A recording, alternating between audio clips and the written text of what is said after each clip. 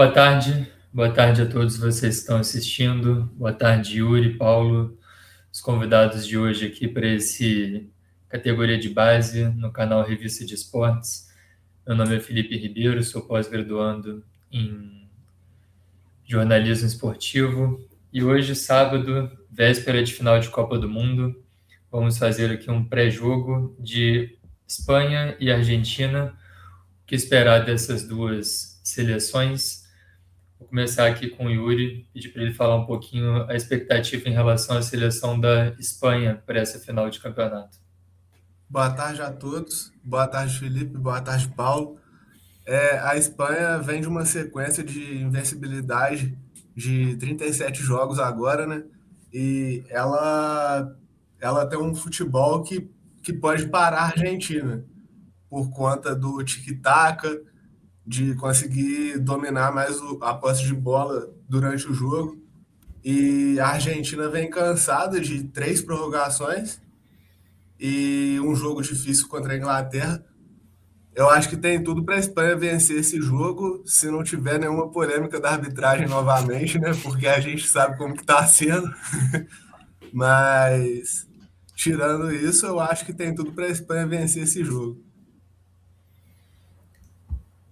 É, bom, a brincadeira proposta no programa de hoje é de que nós três somos amigos, né? A gente conversa de futebol ali no WhatsApp, em bares de Juiz de Fora pessoalmente. O Yuri, eu sei que ele está torcendo para a seleção da Espanha, por isso que eu pedi para ele iniciar com essa introdução.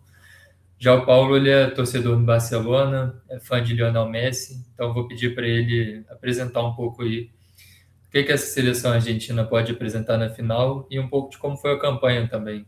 A gente questiona muito se a Argentina tem tido dificuldade em apresentar um bom futebol, tem passado aí dificuldades em alguns jogos. Você acha que realmente são dificuldades, Paulo? A Argentina é um time que se adapta ao adversário e aproveita as brechas que os jogos oferecem? Boa tarde, pessoal. Boa tarde, Yuri. Boa tarde, Felipe. A Argentina, eu sinto que ela consegue subir o nível a depender do nível de jogo. Então a gente viu início de Copa muito fraco, não jogou bem contra a Argélia, mas conseguiu vencer. Não jogou bem contra a Áustria, mas conseguiu vencer. Fez um jogo bom contra a Jordânia, muito por conta de que o Scaloni mexeu no time, colocou gente nova. Mata-mata, o Scaloni tem 18 jogos e 17 vitórias. Mas nessa Copa do Mundo, muito deles bem fraco, porém, contra a Inglaterra conseguiu subir o nível. Então, acredito que vai manter isso contra a Espanha nessa final, principalmente se repetir a escalação. Giuliano e Simeone, brigador ali, operário da bola total, ali para ajudar na marcação. Então, acredito que ela consegue vencer, principalmente por conta de conseguir subir o nível em grandes jogos. Essa estatística que você trouxe são 18 jogos e 17 vitórias do Scaloni? Em mata-mata, somente em mata-mata, 18 jogos e 17 vitórias. É até interessante o Paulo ter trazido esse dado, porque a gente foca muito nessa questão da invencibilidade da Espanha, né? De 37 jogos, está sem perder desde 22 de março de 2024. E realmente, essa seleção da Argentina, eu até gravei um outro vídeo de pré-jogo em relação à seleção inglesa. A Argentina não tinha jogado com pontas ainda nessa Copa do Mundo. Foi aproveitar ali essa escalação do Giuliano Simeone, filho do técnico Diego Simeone, né? E é justamente um técnico que tem essa questão de trabalhar os seus alas de uma forma que eles consigam ser um pêndulo, de tanto ajudar na defesa quanto ajudar no ataque. Pensando nisso, ô Yuri, você falou aí, você trouxe nesse dado da invencibilidade da Espanha. É uma seleção que costuma ter o controle de bola, o controle territorial, não dá chances para o adversário. Você acha que dentro disso, a Espanha tendo mais posse de bola, tirando talvez o tempo em que o Messi teria para jogar, você acha que eles conseguem diminuir as chances de tomar gol ou vai ser um jogo completamente diferente, catimbado, final de Libertadores barra Copa do Mundo? Então, o que a gente espera da seleção da Argentina é isso, né? A catimba, porque os jogos da Argentina durante a Copa do Mundo foram todos com muitas faltas, muita catimba, e a gente espera que a Argentina vai fazer isso contra a Espanha. Mas eu acredito que a seleção da Espanha tem capacidade para poder parar o Messi, que é o principal jogador da Argentina, e a Argentina faz o jogo dela todo em cima dele. E a Espanha, por outro lado, tem o Yamal, que não vem fazendo uma Copa tão interessante, mas que é uma estrela e tem muito potencial para poder decidir o jogo. E tem a sua esperança de gol, que é o Oyarzabal. Até viralizou aí a imagem, né, do Messi com 20 anos de idade dando um banho no Yamal. Eu fiz até uma brincadeira, será que o Yamal estava realmente tomando banho ou ele estava sendo batizado pelo Messi? Até aproveitando, Yuri, continuar aqui com você, o Yamal ele fez, se eu não me engano, um gol só nessa Copa do Mundo. É um jogador jovem e, apesar disso, ele carrega a esperança aí da seleção da Espanha. A gente tem falado, a Espanha é um time mais coletivo. Você falou que o Oyarzabal pode ser a esperança de gol. É, o que a gente pode esperar do Yamal nessa final de Copa do Mundo? Você acha que ele pode apresentar um nível além do que ele já executou nessa Copa do Mundo? Fazer similar com o que ele faz no Barcelona? Ou você espera que ele sinta pressão e o Messi consiga ganhar holofotes em cima disso? Eu ou o Paulo? Você? O Yamal é um grande jogador e a gente sempre vai esperar que ele faça um grande jogo. Então, eu acho que ele tem tudo para fazer um bom jogo, embora durante a Copa do Mundo ele ainda não tenha mostrado tanta a capacidade que ele mostra no Barcelona, mas ele é um jogador que pode ser decisivo amanhã. E a Espanha, além dele, tem outros grandes nomes. Tem o próprio Oyarzabal, tem o Pedri. A seleção da Espanha é muito boa. Ô Paulo, e você que é torcedor aí do Barcelona, já acompanhou o Messi de perto por vários anos, o que você espera aí desse confronto Messi contra Yamal? Espero que o Messi saia vitorioso, obviamente. Mas, assim, eu acho que ele não terá vida fácil, principalmente porque quem vai marcar ele é o Cucurella, hoje, para mim, o melhor lateral esquerdo do mundo. Acredito que muito por isso o Messi pode cair mais pelo meio do que propriamente como ponta, como ele tem jogado nessa Copa.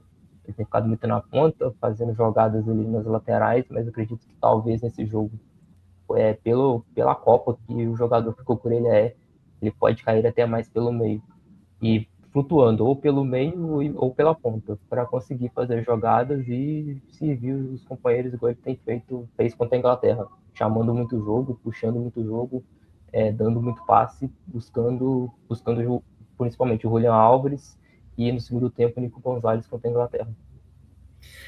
A gente avalia a carreira de um jogador assim, igual o Messi, né? Se eu não me engano, ele está com 39 anos de idade agora.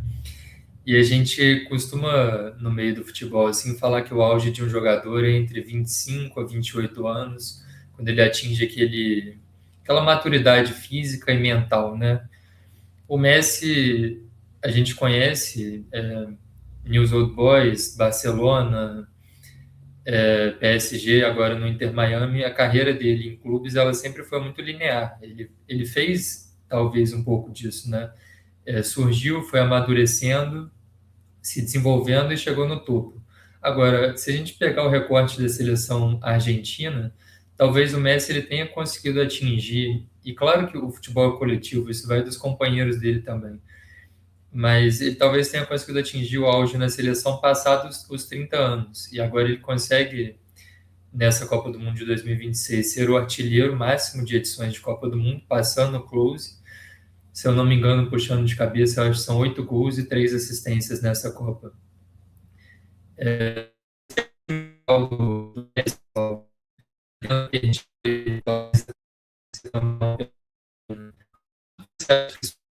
Ele traz uma leveza não só para ele, como para os companheiros.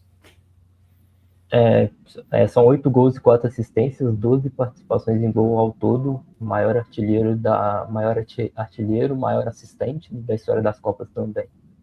A gente tem dois Messis, né? Um Messi 2000, dois recortes do Messi na seleção da Argentina, 2006, 2010 e 2014. 2014 chegou no final, mas o Messi não fez uma Copa de primeira prateleira, inclusive não mereceu o prêmio de melhor jogador da Copa. Só que você tem outro Messi 2022 e agora 2026, totalmente diferente, até pelo título de 2021 da Copa América, totalmente diferente. Então, é um Messi que vibra, né? Que sente prazer de estar ali jogando com a Argentina, vibrando. Então, você vê ele durante o hino, ele canta gritando, durante o jogo, batendo mesmo, igual os outros jogadores argentinos fazem, né? Muitos falavam do Messi ser espanhol, poder jogar pela seleção espanhola, por ele ter construído muita carreira na Europa. Então a gente vê essa segunda fase do Messi muito voltando ao sangue argentino, de brigar, Messi brigador, brigar muito pela bola. E até aproveitando esse gancho, parar um pouquinho o pré-jogo aqui, muito foi criticado em relação à seleção brasileira, justamente essa falta de coletividade, essa falta de conexão com o torcedor, no sentido de que talvez os jogadores eles estejam satisfeitos com a própria carreira na Europa.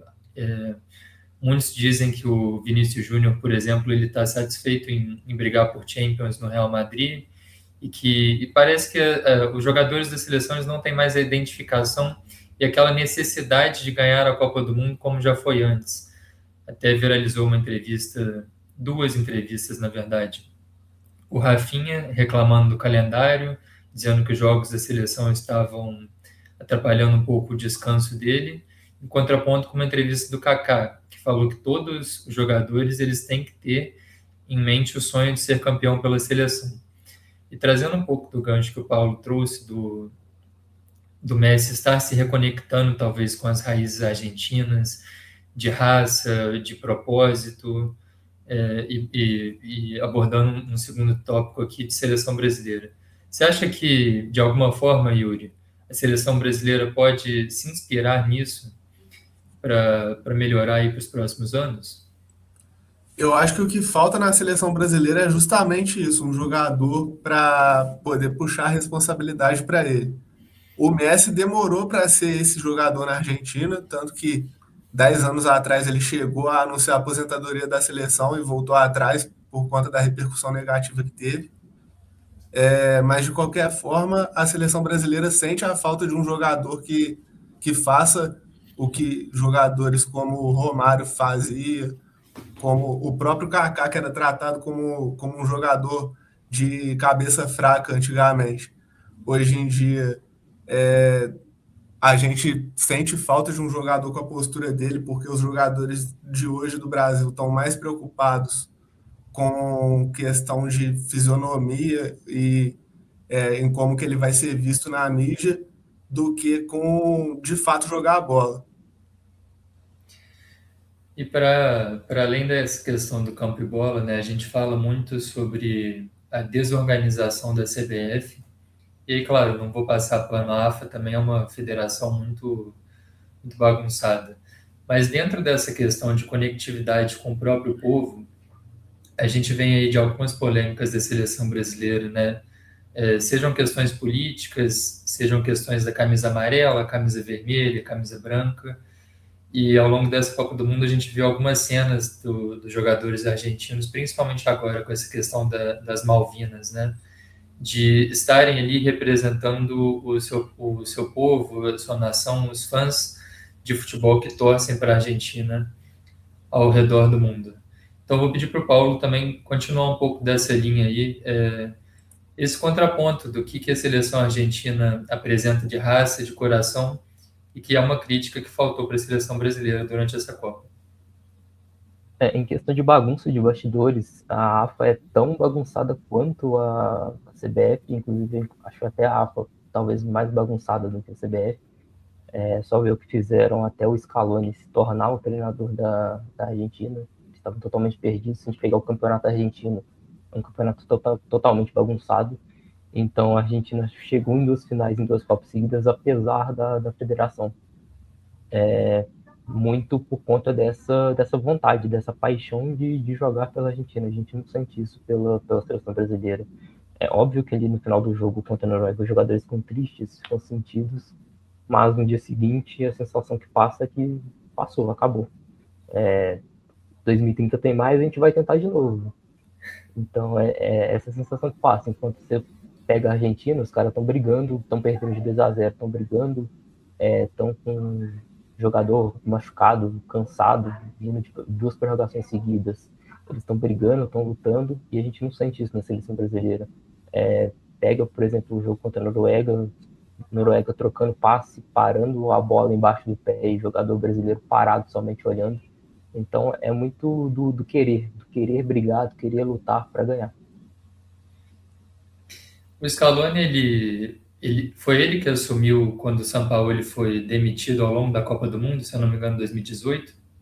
Sim, ele que assumiu, porém depois de uma sucessão de pessoas negando a seleção argentina, né? Eles tentaram, na época que eu me lembro, o Pochettino e o Simeone, porém os dois tinham contrato com, na época, o Tottenham e o Atlético de Madrid, não quiseram, a AFA também não tinha dinheiro para pagar, e aí meio que o Simeone foi quem sobrou, o Scaloni foi quem sobrou. E eu trouxe no programa anterior e nas minhas redes sociais também uma discussão que eu vou trazer à tona novamente, porque eu acho que é o momento mais do que certo para trazer de volta, continuando essa comparação entre seleções brasileira e seleção argentina. A seleção brasileira ela é uma grife, né, Yuri? A gente conversou isso no último episódio. Assim como a gente tem ao redor do mundo a Gucci, a Prada, Louis Vuitton, a gente tem marcas que elas vão surgindo com o passar do tempo. A Nike, a Off-White, por exemplo, fazem parcerias aí que entre os jovens viraliza muito. No futebol a gente tem esse exemplo também. Eu citei o Manchester United e o Manchester City. O Manchester United é a grife mais antiga da cidade.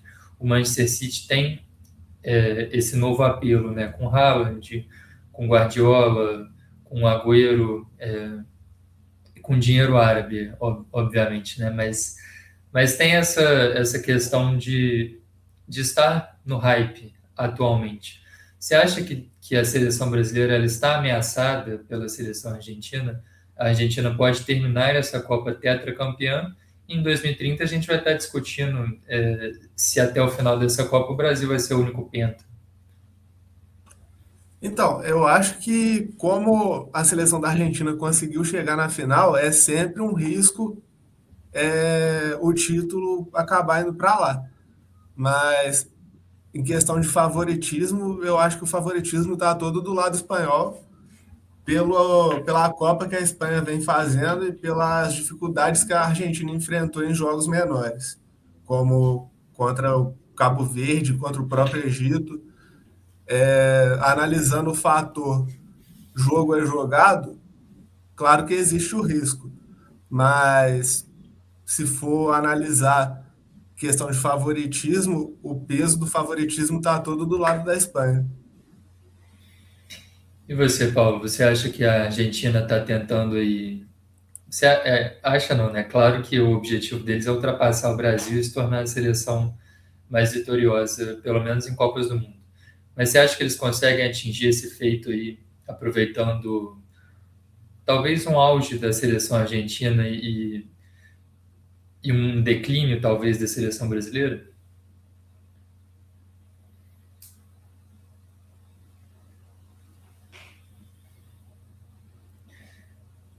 Tá conseguindo ouvir o Paulo, Yuri? Ou é só um problema da minha câmera aqui? Não, aqui ele congelou. Bom, vamos continuar aqui a discussão. Então, a gente espera o Paulo retornar. Você mencionou essa questão aí do favoritismo espanhol. A Espanha tem uma curiosidade que é a seguinte: foi a primeira seleção europeia a ganhar uma Copa fora da Europa, ganhou em 2010 na África do Sul. E o Paulo, está conseguindo ouvir a gente? Sim, voltei. Então vou voltar a palavra para você, depois eu passo para o Yuri. Seleção brasileira e seleção argentina, você acha que a Argentina consegue desbancar o Brasil em Copas do Mundo? Não acho que consegue, principalmente porque esse próximo ciclo da Argentina tende a ser mais difícil. Essa seleção vai ter que ser renovada. A maioria desses jogadores é a última Copa deles, principalmente o Messi, que hoje é o principal nome. Então vai ser um ciclo que o Scaloni vai ter que testar novos jogadores. Você tem o próprio Juliano Simeone, você tem o Barco, o Nico Paz. No gol, provavelmente o Dibu Martinez deve sair. Então vai ser um ciclo de testes e renovação. Então não acredito que a Argentina chegue como favorita, caso ganhe agora, para igualar o Brasil na Copa de 2030. Essa nova geração, você acha que ela seria capitaneada por quem? Nico Paes, Julian Álvares? Você acha que tem talvez um Álvaro Montoro, um Thiago Almada, jogadores que marcaram, que fazem o Montoro do Botafogo atualmente, o Almada campeão da Libertadores?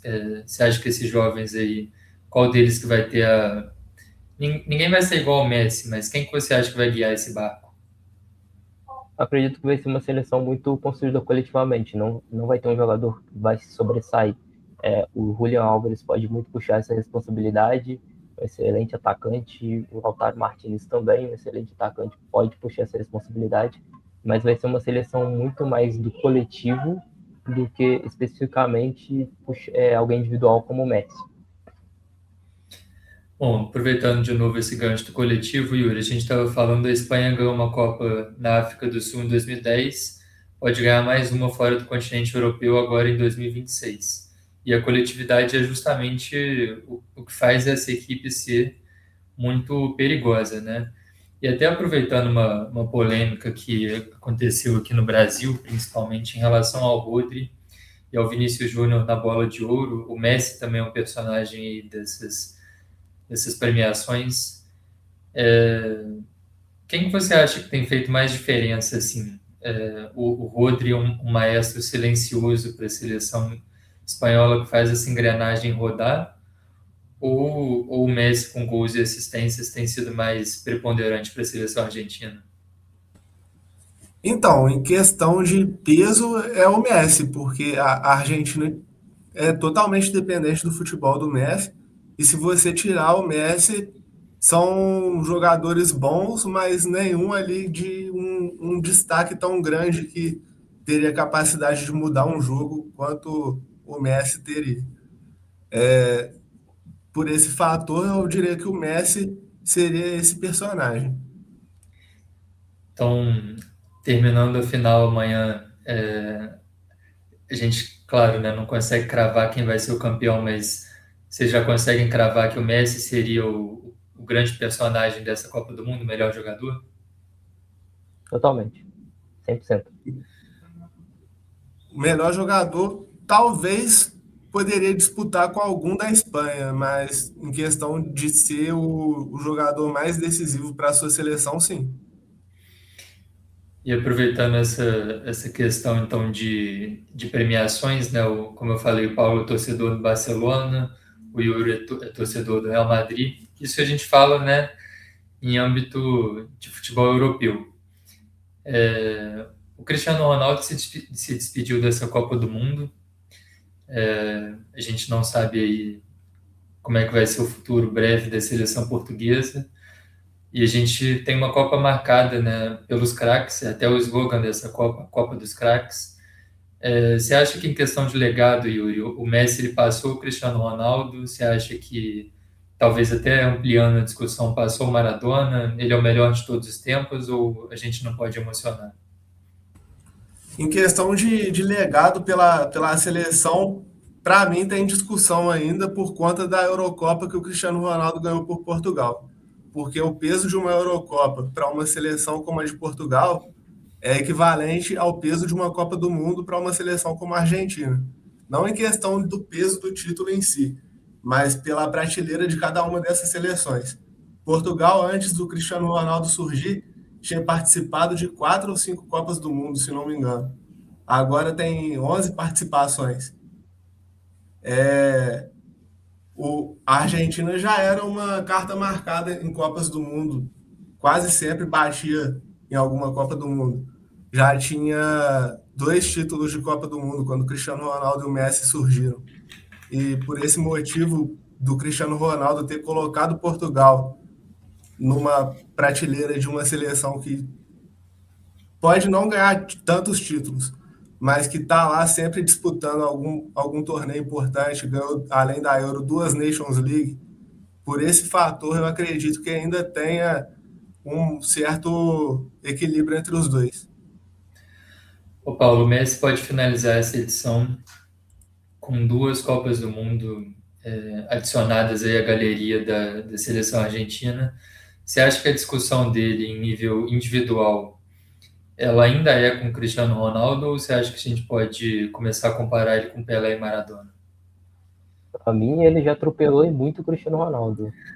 Atualmente senta na mesa da discussão com Pelé e Maradona facilmente e assim a discussão muito franca de quem realmente é o melhor, o GOAT da história toda. Caso o Messi ganhe a Copa, eu acredito que além dos prêmios individuais da Copa do Mundo, ele também é forte favorito a ganhar a Bola de Ouro, porque a gente não tem nenhum jogador dominante durante essa temporada. O PSG ganhou a Champions, mas é muito no coletivo. O Dembélé fez uma Champions boa, mas não foi um craque que colocou debaixo do braço e ganhou. Então acredito que caso a Argentina vença amanhã, o Messi é forte favorito a ganhar a Bola de Ouro. Então acredito sim, que já atropelou o Cristiano Ronaldo e senta na mesa com Pelé e Maradona facilmente. Discussão totalmente aberta de quem é o GOAT da história. O Yuri quer tentar um direito de resposta? Até Então, ampliando a essa discussão questão aí para da Real mesa. Madrid e clubes. Oi? Até ampliando um pouco a discussão para Real Madrid, clubes e carreira a nível individual. Essa questão da mesa dos GOATs, para mim, o Messi e o Cristiano Ronaldo já estão nessa mesa faz tempo. Sem levar em consideração questão de Copa do Mundo, para mim, os dois já estão ali faz tempo pelo que os dois fizeram, tanto o Cristiano Ronaldo no Manchester United e no Real Madrid, e o Messi no Barcelona. Essa discussão entre Cristiano Ronaldo, Messi e Pelé, para mim, já acontece faz tempo. O Maradona eu não coloco nesse patamar. Para mim, ele está abaixo. Embora ele tenha ganho as 2 Copas do Mundo, eu acho ele muito mais folclórico do que essa questão de ser realmente o GOAT. O Paulo, eu ia falar para você tentar uma tréplica aí para defender o Messi, mas agora ele atacou o Maradona. Cara, pra mim Vamos seguir daí.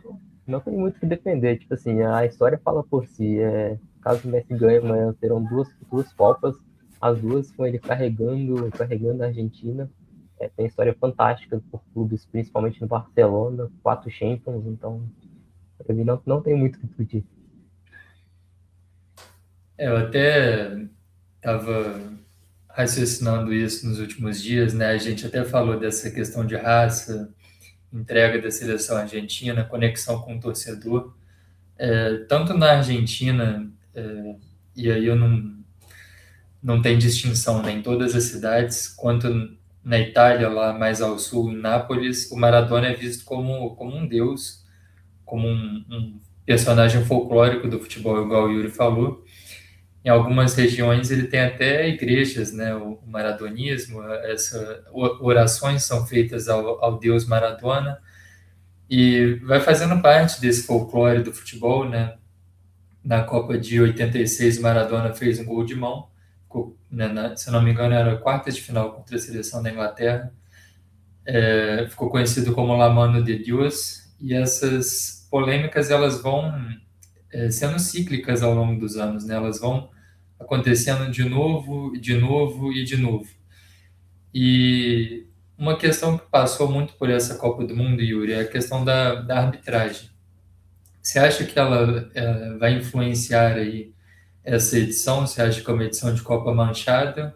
Ou que a gente pode varrer isso para debaixo do tapete e julgar que o futebol prevaleceu e, enfim, se a Argentina sair campeã amanhã vai ser merecido? Então, o grande ponto da arbitragem nessa Copa do Mundo é que nos jogos da Argentina, todos os lances duvidosos penderam para o lado azul. E enquanto em outros jogos, os erros de arbitragem já aconteceram de forma mais equilibrada. A Argentina, se não me engano, eram 22 ou 23 faltas para tomar um cartão amarelo antes da semifinal, enquanto seleções como a Inglaterra precisavam de 7, 8 faltas para tomar o mesmo cartão amarelo. Então, analisando por esses números e pelo nível do peso das faltas que a Argentina vinha fazendo nesses jogos, até mesmo o lance do Enzo Fernandes contra a Inglaterra, que ele dá um soco na nuca, se não me engano foi do Anthony Gordon. 5 minutos de E jogo, né? isso. Ali era para no mínimo amarelo, eu daria vermelho, mas para mim ali era no mínimo amarelo e o juiz não deu. São lances que fazem a gente questionar a arbitragem. E a Argentina, a gente já sabe, né? Em 2022 tiveram 7 jogos, 5 pênaltis marcados a favor da Argentina, alguns foram polêmicos. Em 1978 teve aquela Copa do Mundo na Argentina, em plena ditadura militar, na qual os jogadores do Peru receberam ameaças do governo militar da Argentina, e o goleiro, por ele ser argentino naturalizado peruano, ele, ele já deu declaração de que ele ficou preocupado com a família dele, e vários outros jogadores do Peru já relataram questão da ameaça também, como foi bem dito por você também na Copa de 86, teve La Mano de Dios. Então, assim, todas as Copas da Argentina até aqui tiveram algum tipo de polêmica, algumas mais leves, outras mais graves, como essa de 78. Paulo, como é que você enxerga isso? Talvez seja a última, a última salsa aí de Lionel Messi, o último tango, a última dança dele. Essa Copa do Mundo, a opinião pública tem falado muito sobre essa questão da arbitragem, né? Igual a gente está comentando aqui. Isso acaba ofuscando um pouco o futebol e essa despedida do Messi. Você acha que as críticas são justas? Você acha que o futebol tem prevalecido? Como é que você enxerga isso? Eu acho que a crítica é justa, principalmente quando a gente fala de arbitragem, sempre vem cercado de muita polêmica. Porém, não acredito que é uma Copa manchada. Não acho que existe um complô para a Argentina ganhar a Copa, para acabar sendo favorecida. Eu acho que é uma arbitragem muito permissiva com a Argentina, principalmente pela presença do Messi, eu acredito muito por conta disso.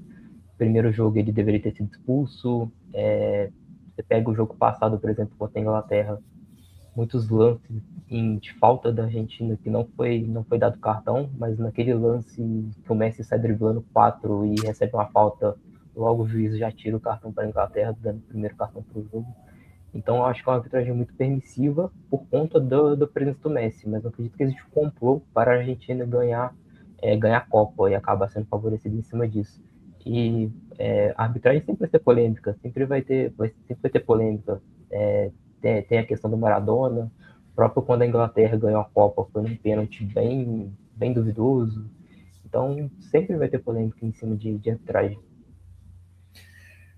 Falando em polêmica, a gente teve aí, durante essas rodadas finais de Copa do Mundo, o retorno do Campeonato Brasileiro, e aqui a gente sempre fala nessa questão de arbitragem, impedimento semiautomático, agora tem também a pausa para hidratação.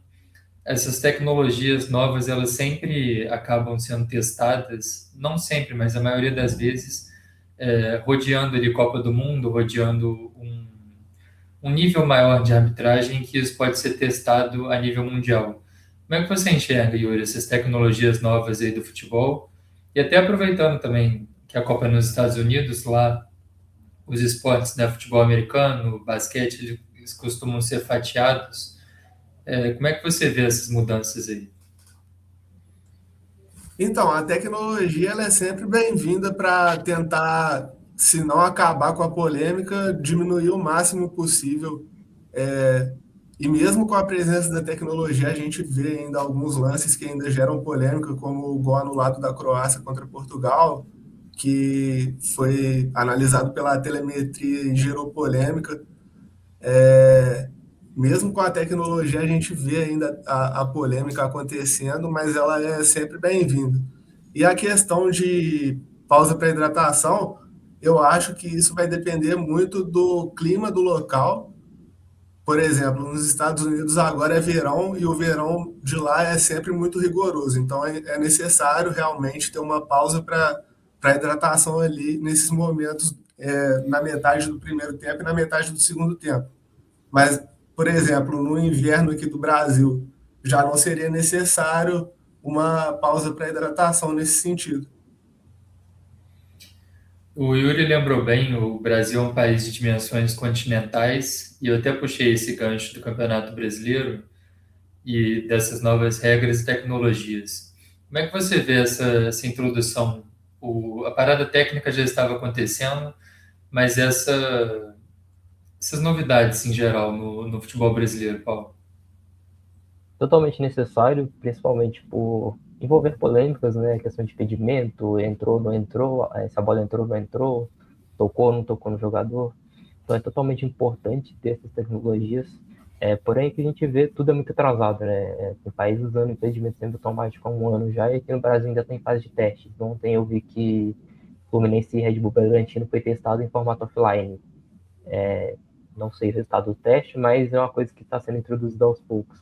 Então, acho muito importante a gente avançar nisso para diminuir esse número de polêmicas que tem no Campeonato Brasileiro. E só aproveitando o gancho da parada técnica e pausa para hidratação, a gente precisa definir se a gente vai mudar o futebol e passar a ter 3 tempos, porque a pausa para hidratação, na verdade, está virando uma parada técnica, principalmente na Copa do Mundo, a gente viu diversas seleções mudando a forma de jogar e conseguindo ganhar jogos após a pausa para hidratação. Inclusive a Argentina conseguiu isso, se eu não me engano, contra a Áustria. O gol sai logo depois da pausa para hidratação.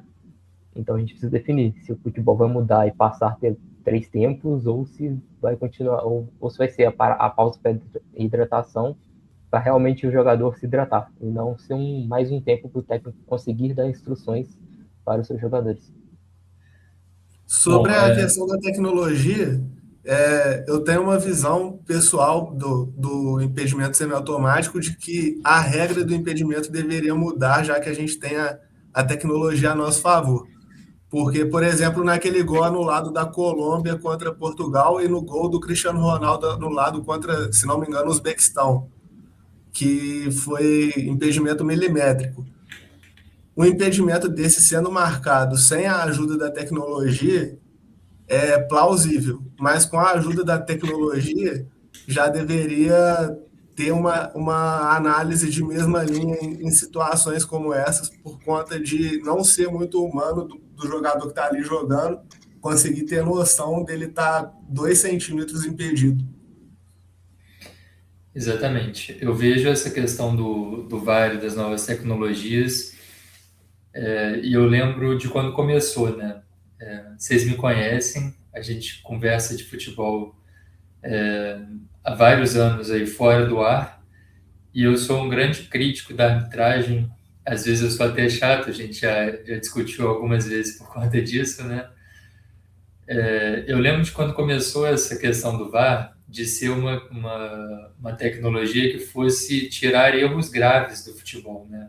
Que às vezes a gente fica revoltado que o nosso time ele foi prejudicado e não tinha mais como voltar atrás. Essa tecnologia ela foi avançando até o ponto em que a gente está discutindo um fio de cabelo, se ele estava à frente ou atrás da linha da bola, uma trava de chuteira que estava aqui ou ali. Enfim, eu também espero que essas tecnologias elas venham sempre para agregar.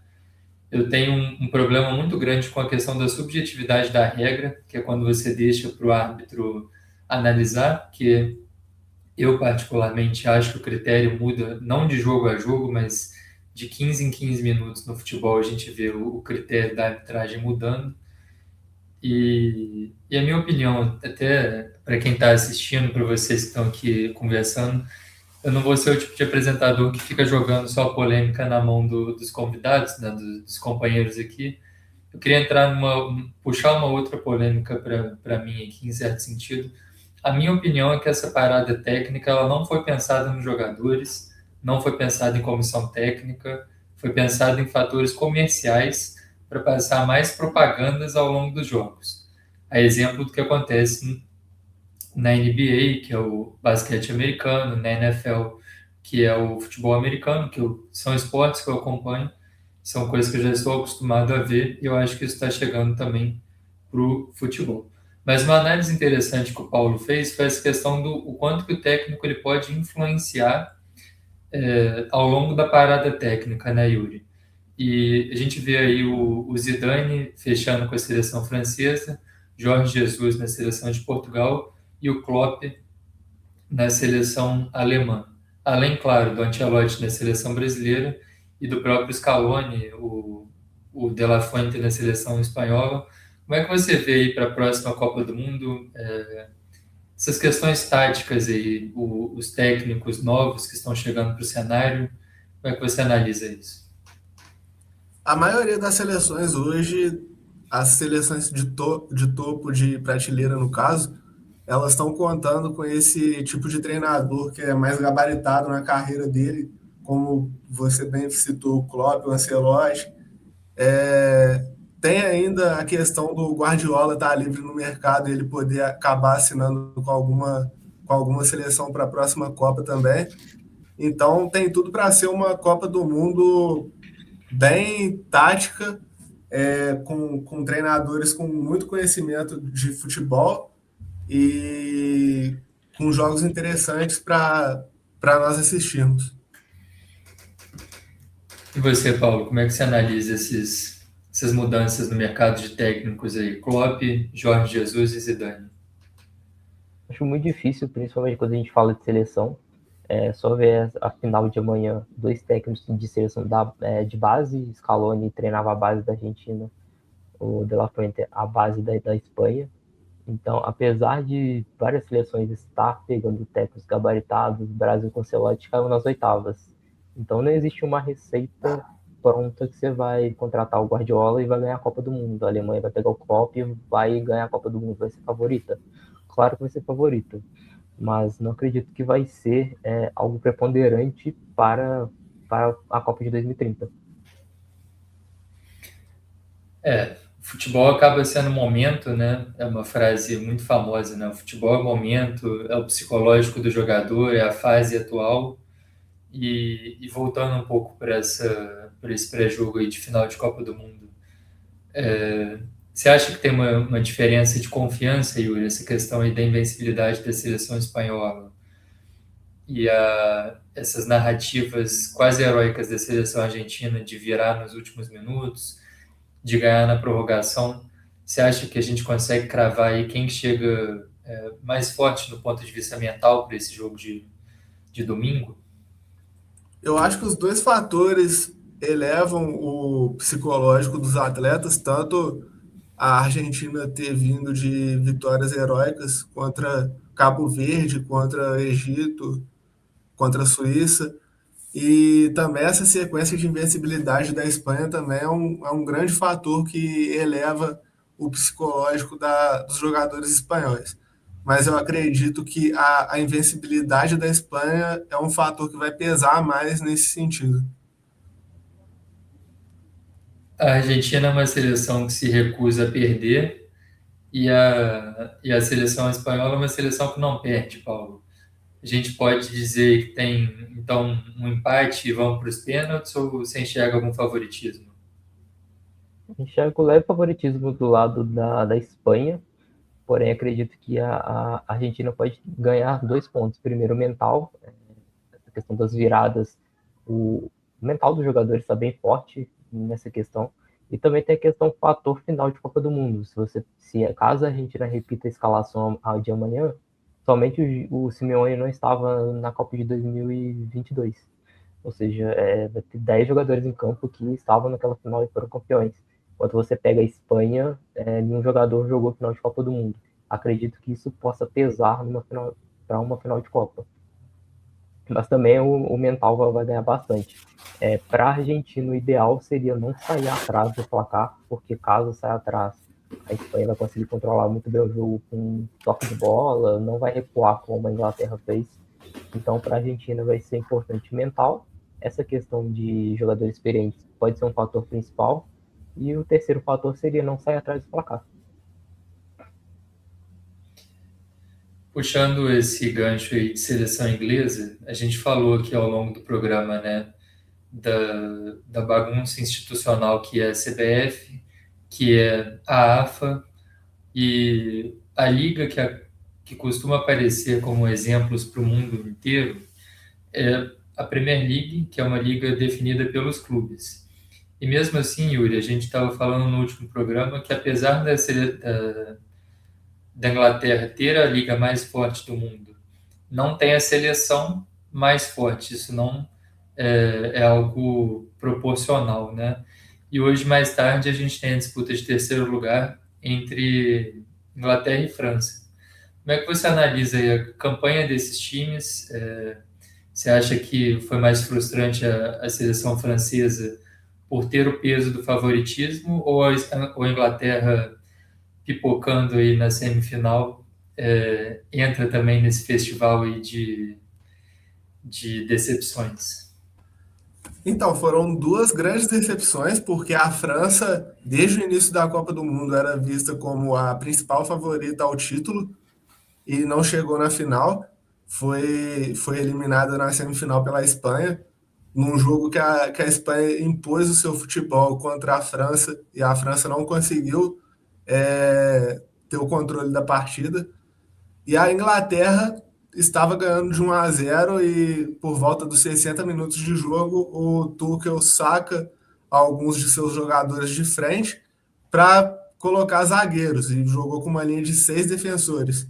E isso chamou a Argentina para cima e a Argentina conseguiu virar o jogo muito por conta da seleção inglesa ter aberto mão de jogar futebol.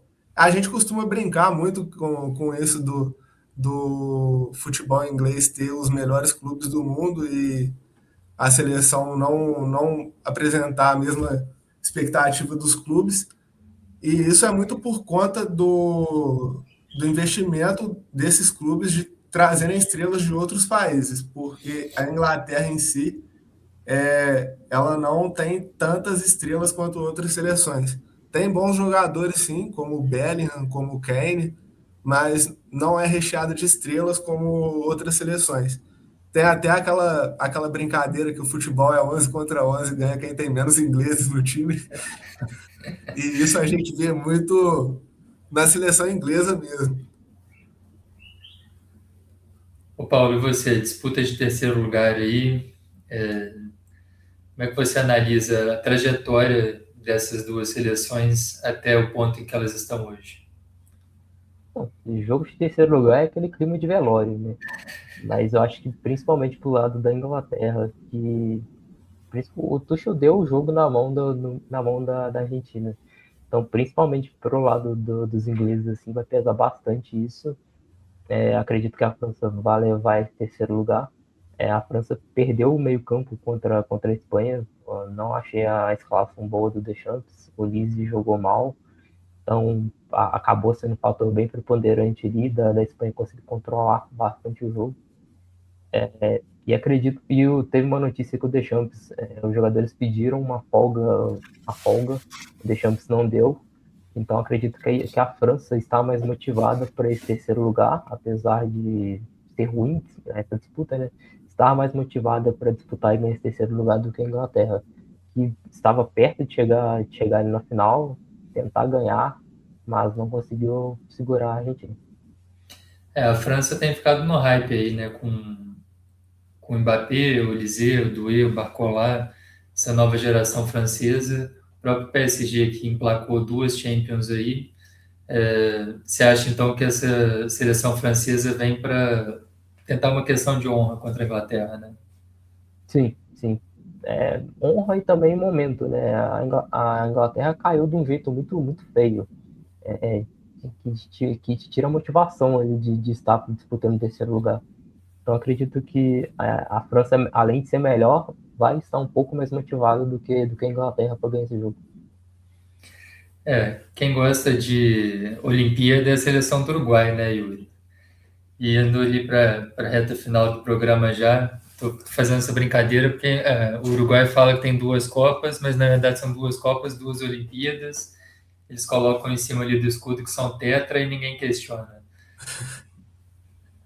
Mas indo para essa reta final aqui de programa, até fazendo jus ao nome categoria de base, o Paulo lembrou uma curiosidade bem legal aí do De La Fuente e do Scaloni de serem técnicos de base que evoluíram para o time principal e estão aí fazendo uma final de Copa do Mundo. A gente conversou um pouco sobre futebol inglês, sobre como que a Inglaterra importa os atletas. E até emendando com outro assunto, essas novas regras. Você acha que o futuro da seleção brasileira, claro, ele passa primeiro pelos clubes, e aí até uma diferença, né? A Inglaterra tem 6, a Argentina são seis ou 5 grandes também. O Brasil é o único que tem 12. Você acha que com um fair play financeiro aí nos próximos anos, uma estrutura econômica mais organizada nos clubes brasileiros, um investimento maior em categoria de base, surgimento de novos atletas, quais que seriam aí, até uma pergunta similar com o que eu te fiz no último programa, mas para a gente continuar sempre esse debate de seleção brasileira. Como é que você acha que a seleção pode evoluir aí nos próximos anos para tentar o hexacampeonato? Então, como eu falei no nosso último programa, o que falta na seleção brasileira é o projeto do jogador estar ali desde as categorias mais jovens. Por exemplo, um sub-17, ele já vai se preparando ali para chegar no profissional com a cabeça pronta para jogar pela seleção. O problema é que o jogador ele é preparado no sub-17 e aí depois ele é totalmente esquecido. A seleção começa a focar muito em convocar medalhões, como levou o Danilo, o Neymar, jogadores que já tinham uma idade certamente avançada para a Copa do Mundo, enquanto seleções como a Espanha e a Argentina já tinham jogadores mais jovens no seu elenco. Esse fator idade pesa muito na seleção brasileira. A seleção poderia focar mais nesses jogadores que estão chegando do sub-20 para poder continuar essa preparação durante o ciclo de Copa do Mundo, só que não é feito isso. A seleção prefere manter a vaga desses jogadores mais velhos com a justificativa de que eles têm mais experiência, sendo que a experiência desses caras não é uma coisa que justifique eles estarem lá, porque ali tem jogador de 4, 5 Copas do Mundo que não ganhou nada, não ganhou nem a Olimpíada, e tá ali com a justificativa da experiência. E aí esse jogador de 20 anos hoje, quando ele vai lá para fora e se naturaliza de outra seleção, como aconteceu com o Matheus Nunes, com a seleção de Portugal, e há anos atrás aconteceu com o Diego Costa, com a seleção da Espanha. Jorginho Que, também, se eu não me engano, né? Do quem? Flamengo. Jorginho do Flamengo é O naturalizado. Jorginho também se naturalizou italiano. E sempre que esses jogadores que saem daqui e se naturalizam por outra seleção fazem esse caminho na carreira deles, fica aquele questionamento de por que ele não quis ir para a seleção brasileira, sendo que é a seleção brasileira que não quis dar oportunidade para ele quando ele era mais jovem. Ô Paulo, até falando nesse panorama geral aqui dos 12 grandes do futebol brasileiro, a competitividade que a gente quer colocar no nosso campeonato local passa muito por essas questões de organização, né? A gente vê aí nos últimos anos Flamengo e Palmeiras brigando pelos principais títulos. E claro, a gente tem aqui categorias de base que são referência, como o Fluminense tem Xerém, o Santos tem lá os meninos da Vila, mas fica sempre mais fácil para desenvolver novos jogadores quando o seu clube é organizado. Então a gente vê aí o Vinícius Júnior saindo do Flamengo, Endrick e Estevão do Palmeiras. Quem que você acha aí que pode ser o futuro dessa seleção brasileira? Como é que você acha que a gente consegue organizar isso? E até passando um pouco pelo panorama dos clubes também, fair play financeiro, essas novas regras, como é que tudo isso pode contribuir? Acredito que futuramente quem pode segurar assim essa questão de estrela seja muito Estevão e Vinícius Júnior na Copa de 2030. Aqui no Brasil a gente tem uma cultura, principalmente na base, de querer ganhar em vez de formar jogador. Então, até peguei aqui rapidinho nas Olimpíadas de 2021.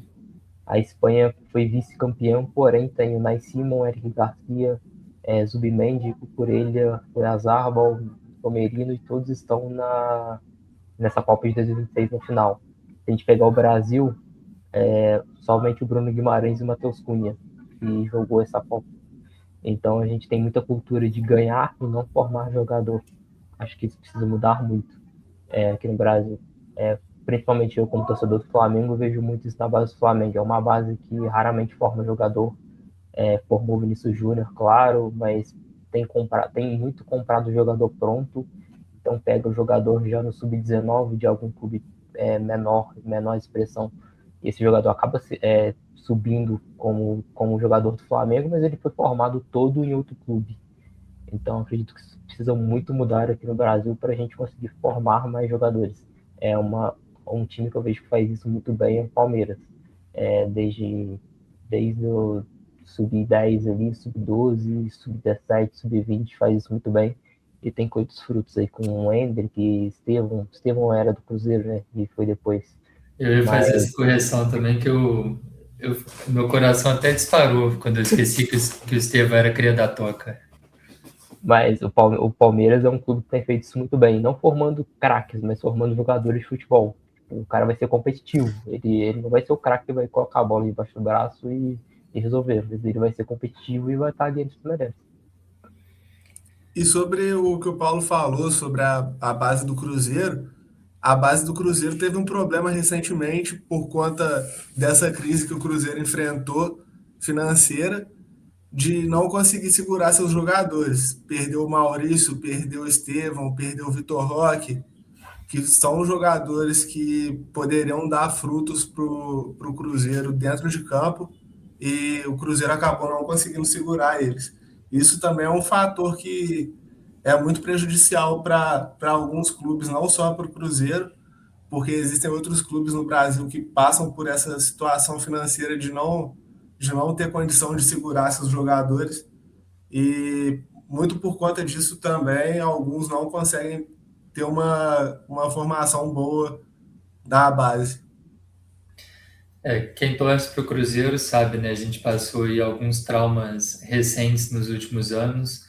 Eu até costumo brincar que há uns 5 anos atrás eu li uma notícia de MP, eu já sabia que era Ministério Público, agora eu leio uma notícia com MP, é Matheus Pereira, né? Então as coisas estão evoluindo para nós.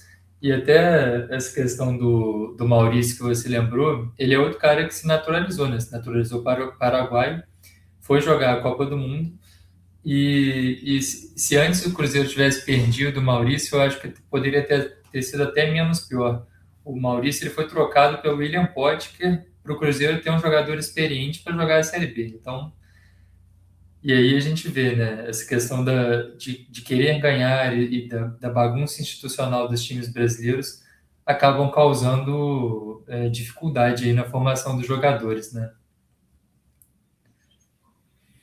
Essa questão da experiência que muitos clubes, até mesmo a CBF, enxerga em jogadores mais velhos é uma coisa que precisa ser mudada na mentalidade tanto dos clubes, tanto da CBF, porque o jogador pode ter 35, 36 anos e não ter ganhado nada e é visto como um cara experiente no futebol, só pela idade dele. E claro, né, a gente não pode... Quer continuar? Não, pode falar. A gente não pode nunca cobrar nada do torcedor, né? O torcedor é quem faz a engrenagem do futebol rodar. Sem a torcida não teríamos patrocínios, não teríamos dinheiro e não faríamos futebol. Mas até puxando para um outro gancho dessa discussão aí de seleção brasileira, que é até uma outra coisa que a gente vem debatendo ao longo da Copa também. A seleção argentina vai enfrentar, né, a Espanha. Na final, a Espanha tem uma escola de jogo bem definida. Vocês acham que essa cultura de futebol é uma coisa que precisa ser retomada no futebol brasileiro? Que é muito visto lá na Europa, né? O Barcelona joga de uma forma, o Real Madrid é o time das estrelas, o Bayern de Munique é um time que pressiona o adversário em linha alta, quer controlar as ações e vencer sempre. Vocês acham que, claro, né, dentro do que a gente está conversando, o futebol brasileiro conseguindo aí se reerguer financeiramente, organizar a casa, esse lado coletivo sendo mais cultivado, vocês acham que tirar essa pressão do jogador, das figuras específicas, pode então aproximar a seleção brasileira do Hexa?